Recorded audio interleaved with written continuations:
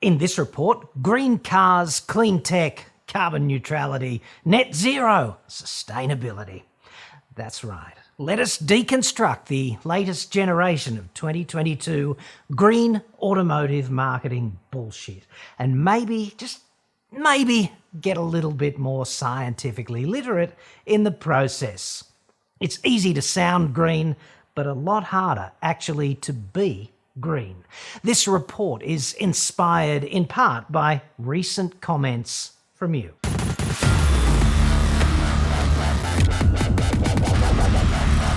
I'm John Cadogan from AutoExpert.com.au and I get new cars cheap for buyers here in Australia. Website for that, obviously, or you can just click the card that's... Is it? Up there now. Dude, it's not green. It doesn't even purport to be sustainable. So I guess that's honest. And just quickly, before we kick electric Volvo in the nuts once again, I'd like to thank you sincerely for your interest in my recent collaboration with independent journo legend from Australia, Michael West. The response to that recent two-parter here and over on the West Report has been both outstanding and humbling. Links in the description to both of those if you've not yet seen them, and thank you sincerely. We might do it again, and just so you know, my cunning plan for 2022 is to get more guests here in the Fat Cave, have real conversations with interesting dudes and dudettes, and also do a bit more practical hands-on stuff with automotive applications. The better for you, perhaps, to become a proper madman of metallurgical mayhem, even if you're a chick. Chicks love that stuff, especially when they can weld and hubby can't, because he's, a politician or a PR person. Now, last week, you might recall the Chinese electric Volvo dudes at Polestar dropped the neutrality bomb on Australia after driving a Polestar 2 across the nullarbor and recharging using a chip-fat-powered diesel generator named Biofuel.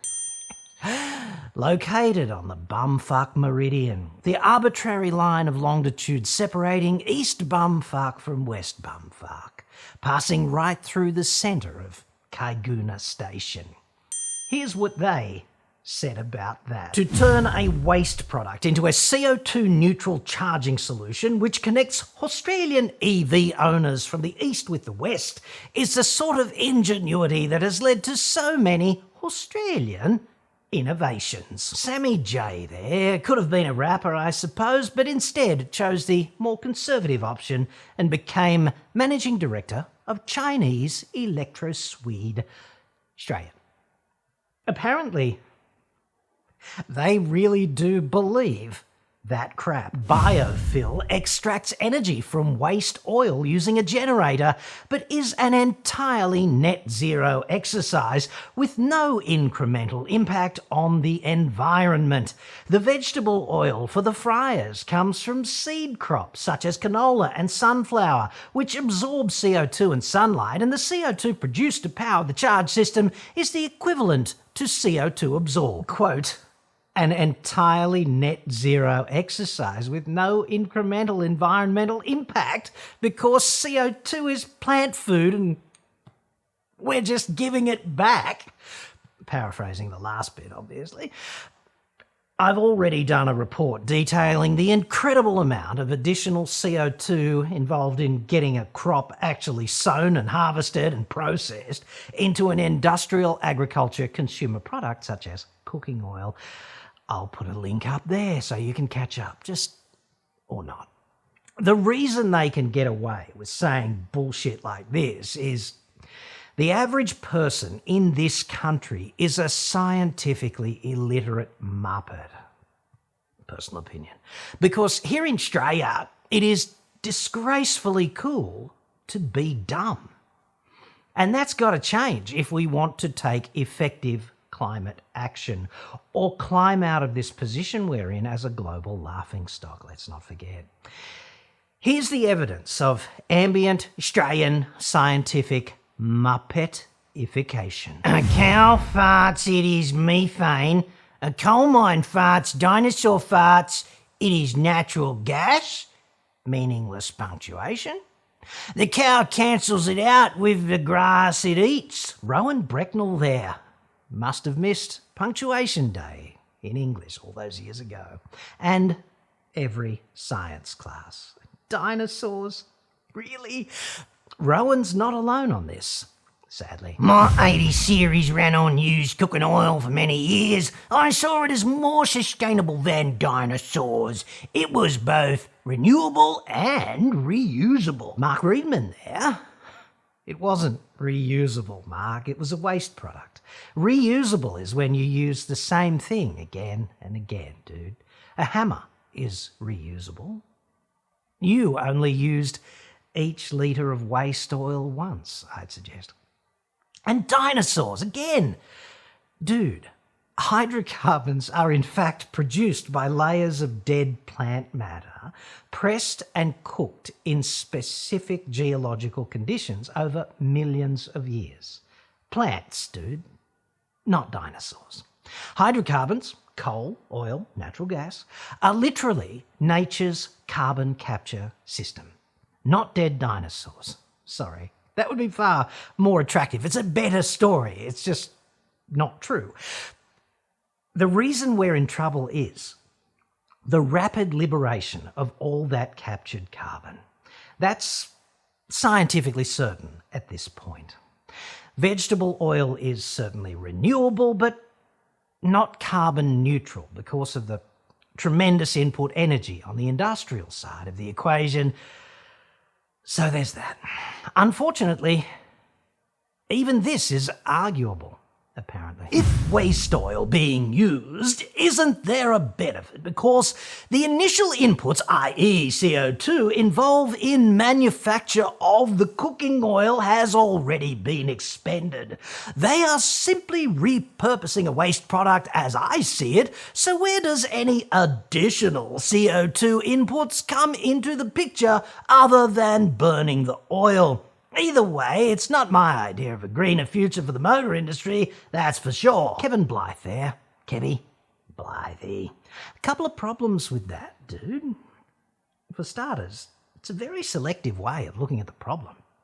It's the way the mafia often does business. Like, we can allocate the CO2 involved in getting chip fat to the bumfuck meridian, to the truckie who buys the chips. Yes, because obviously chips are essential.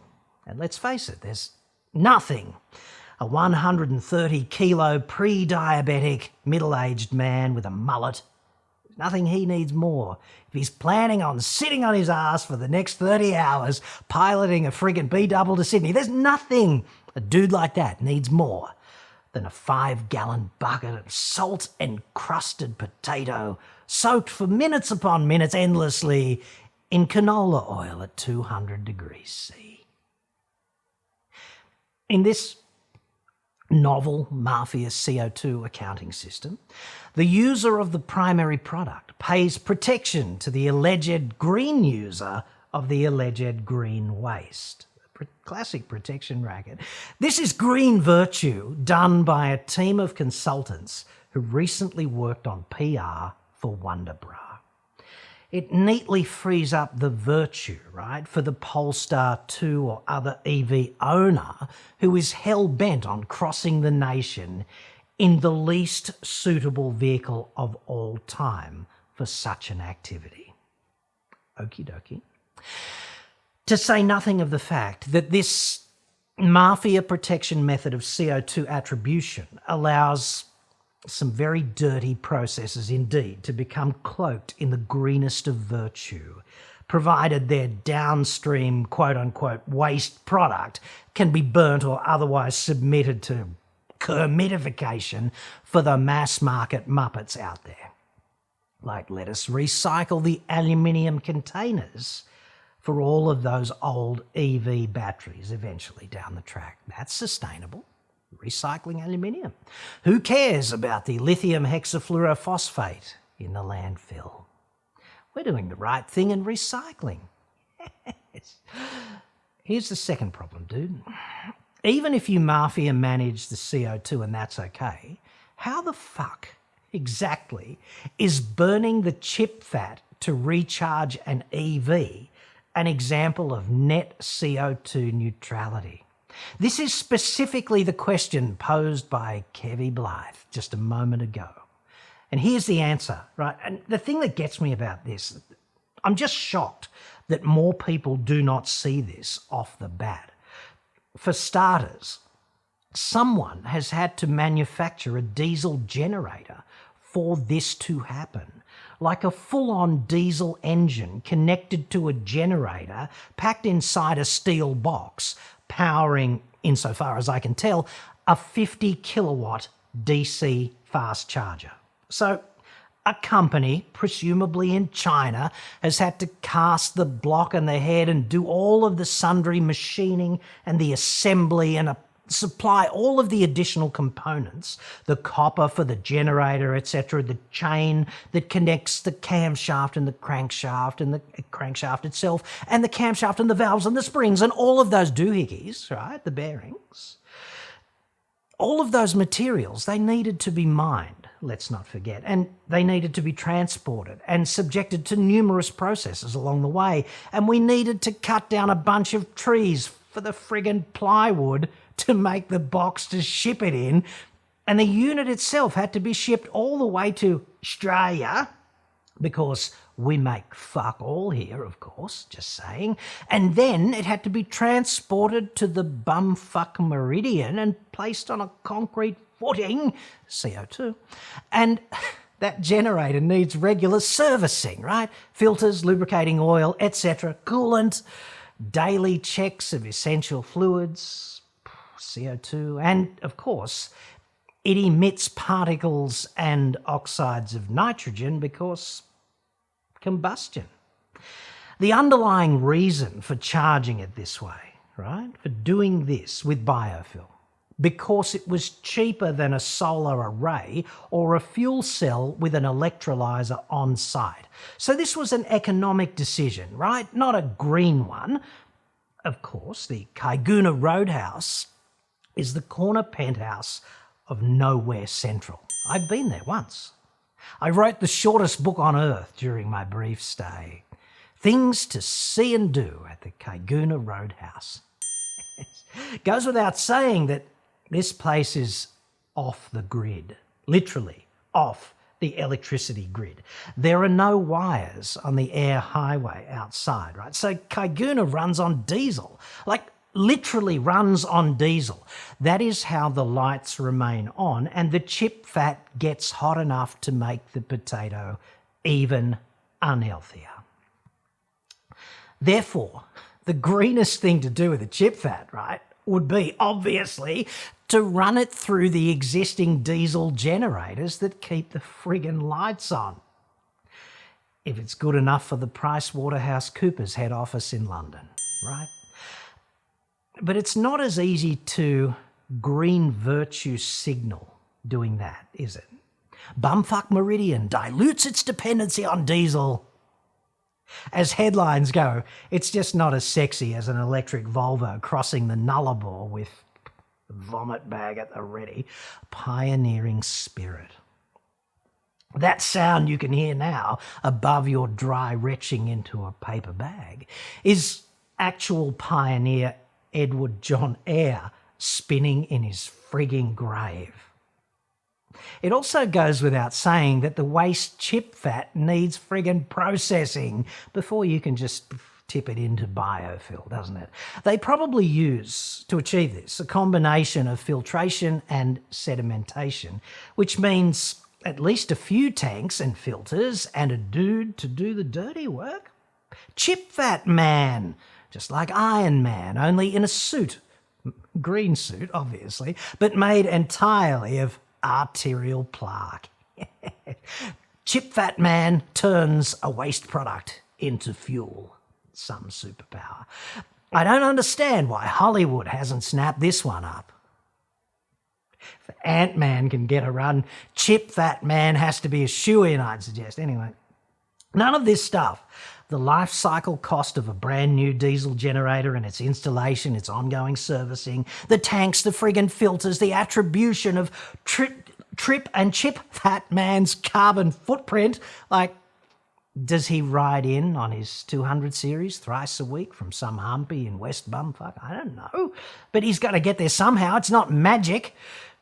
These are just some of the, quote, additional CO2 inputs that Kevy B from earlier just cannot see. The Polestar 2 Long Ranger, okay, it's got a net 72 kilowatt hour battery.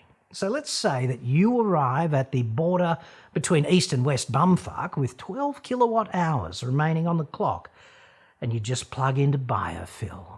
You are in the market for 60 kilowatt hours of energy in the battery, so you can make it further west or something. So just to put this in perspective, okay, I'm going to work backwards and I'm going to make a few fairly standard industry assumptions, right? You can jot these down if you want, and you can check my work using the calculator on your phone. And if you don't know how to do that, then please tell your children to pay more attention than you did to STEM at school, because the future of friggin' humanity might depend on them doing this. And the world will make more sense to them than it does to you in any case. So that's a virtue in and of itself. I'm going to assume that the efficiency of the recharging process on board the Chinese electric Volvo is 85%. Like, it's going to have to crank the cooling system to manage the battery thermally, etc. And it gets pretty hot at Kaiguna, right? So this means wasting 15% of the energy coming out of biofuel, and there's no way you can get around doing that. I'm going to assume that the generator powering biofuel is like 90% efficient. That's pretty standard. So it's losing 10% of the energy that comes out of the crankshaft on the internal combustion engine. I'm going to assume that the internal combustion engine is running with about 35% efficiency. That'd be pretty generous. And I'm going to assume that the repurposed oil used for fuel approximates canola. And that means it's got about 38.5 kilojoules per gram of combustion enthalpy, which is significantly less than diesel now that I think about it, about 14% less. So guaranteed, dude, the engine is not optimized to run on chip fat. So I am being very generous indeed if we assume 35% efficiency. And I'm going to assume that the fuel oil is about 910 grams per litre, so that's canola, basically. And of course that 1 kilowatt hour is 3.6 million joules. And that's all the data that you need to know to run the numbers. Like, it's not that hard. Essentially, you're going to need about 23 litres of filtered and processed used chip fat to pump 60 kilowatt hours into your Chinese Electro-Swede 2.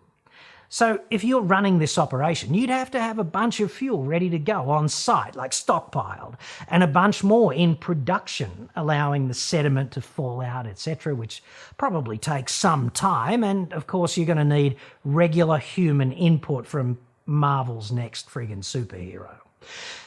And you'd probably have to treat it in some way to prevent algae from growing in it when you stockpile it, and you'd have to separate the water out, etc. Plus, there's clearly a point at which the capacity to supply electrons as EV numbers grow is limited by the transient population's need to develop frigging atherosclerosis. And it would not take a great many EV adventurers lapping the map or something to reach that point of saturation, which is probably the most appropriate term for that. Like, 2 EVs a day is roughly 50 litres of waste oil that you need, and that's a shit ton of chips, I'd suggest. And then what are you going to do, right? Like, here's John's book, dude. Enjoy your friggin' stay. And finally, perhaps I should point out, just for completeness, having been a consultant for hire by the automotive industry many years ago and having driven across the friggin' nullarbor in exactly this role for a different car maker, here's what happens at the end of this kind of PR stunt, typically. The vehicle you use for your stunt and the support vehicle which followed it but does not appear in the shots, basically because it's there in case the primary vehicle shits itself, well, both those vehicles go on a truck. And that truck belches CO2 all the way back from Perth to Sydney, a journey of roughly 4,000 kilometres. Said truck probably even stops at the bumfuck meridian so that the driver can jam 10 kilos of fried potato down his pie hole, just to make sure that he doesn't succumb to hypoglycemia or scurvy while crossing the continent on the long trip east. That pioneering spirit. And I guess you can add, he's now doing his bit for sustainability, sacrificing his pancreas for sustainability. Yes. And you and your colleagues, who are likely to be some variation on a PR dude and a photographer, a technician, the driver, perhaps even a paramedic, you lot who've just greenwashed a Chinese electric Volvo right across the nation for no reason other than to get some coverage in the media, just like John Eyre, only staying in motels and eating hot food every night and sleeping in a proper bed and sitting on your asses in a luxury air-conditioned car all day long. But aside from that, it was arduous and uncertain. You fly home in a fucking commercial jet running on kerosene for 5 hours, and you get a taxi home because clearly the electric train is only for peasants. Conclusion. It's a lot easier to sound green than it is actually to be green, isn't it? Greenwashing is the new black for the car industry in 2022. Like, dude, never mind the 300 series, just look at our Prius. It's got bamboo in the taillight lenses. I'd suggest that when the population is generally scientifically illiterate, they're vulnerable, and it's easy to get them to swallow as much green bullshit as you can serve up.